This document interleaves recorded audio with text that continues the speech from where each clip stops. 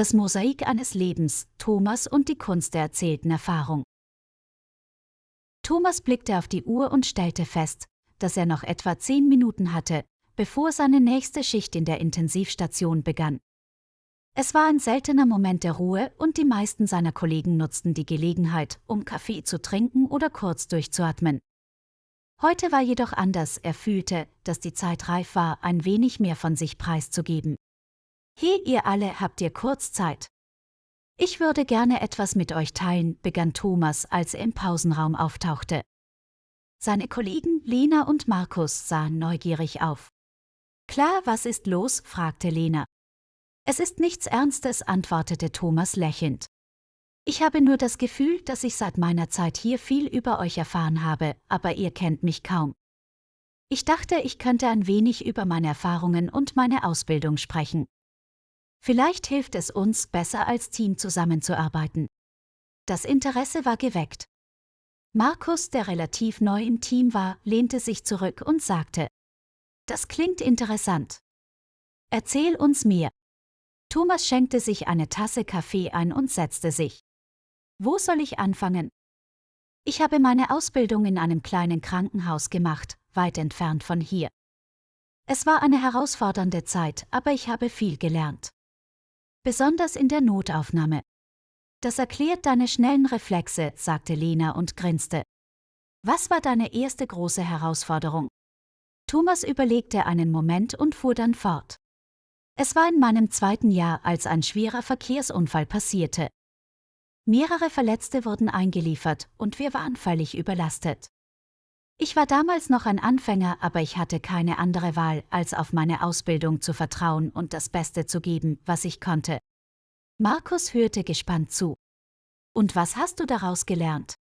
Ich habe gelernt, dass es in diesem Beruf nie nur schwarz oder weiß gibt. Manchmal muss man sich auf sein Bauchgefühl verlassen und Entscheidungen in Sekundenbruchteilen treffen.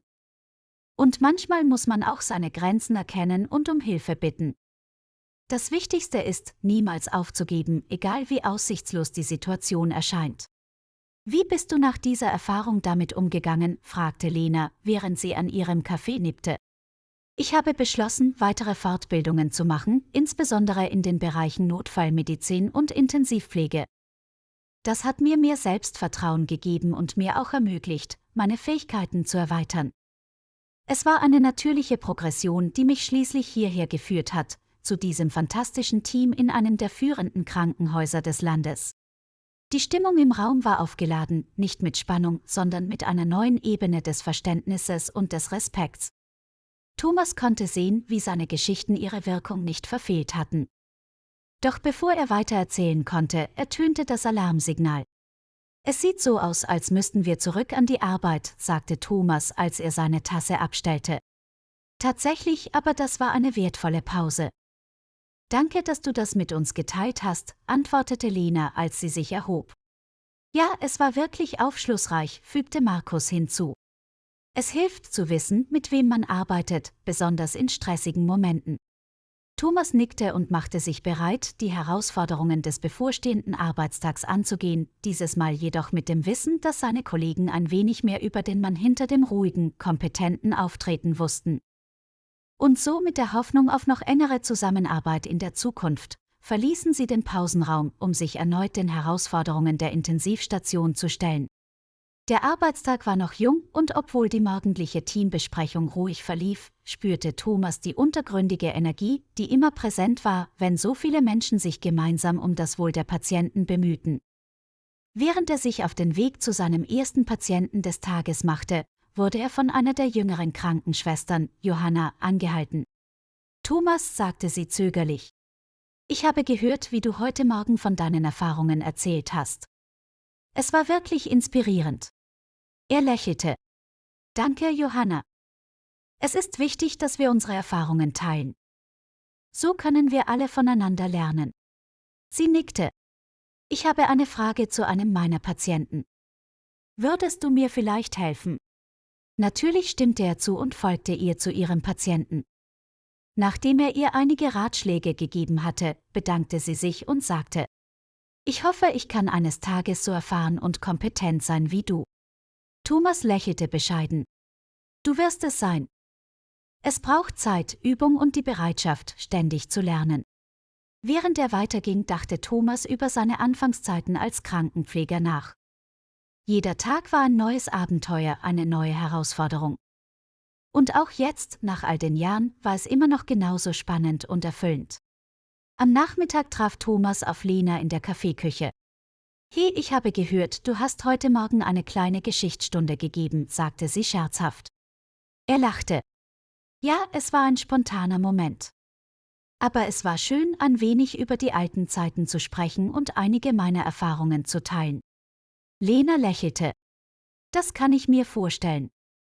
Es ist wichtig, dass wir unsere Geschichten teilen. Es hilft uns, ein besseres Team zu sein. Thomas stimmte zu. Genau das habe ich Johanna heute Morgen gesagt. Ich glaube, dass wir alle voneinander lernen können, egal wie viel Erfahrung wir haben. Lena nickte.